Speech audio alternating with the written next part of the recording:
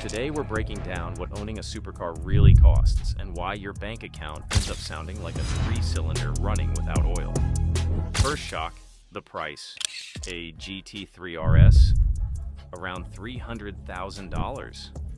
Sounds bad until you realize the paint color alone can cost another $12,000. Add some carbon fiber, that's even more. So much more. You could buy another car, just, not a fast one.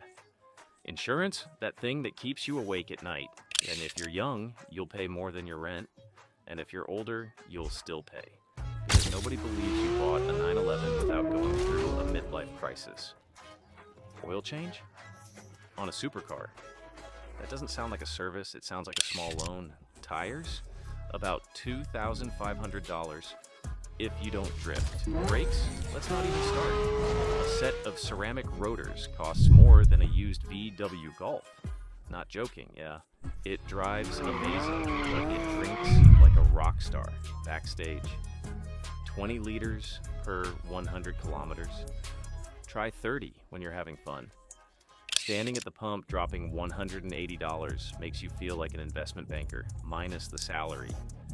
And the best part, even when you don't drive it, it loses value. Unless it's a rare model, then it gains value, but only if you never touch it. So basically, you buy a car, not to drive it.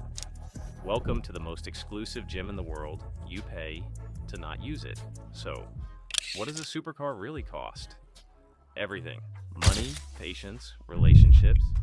But the moment you turn the key and hear that sound, you forget it. Is it irrational? Absolutely. Yahoo! Dumb? Maybe. Worth it. Every single time. Welcome to the PS Society. Subscribe now because therapy is expensive, but car content is free.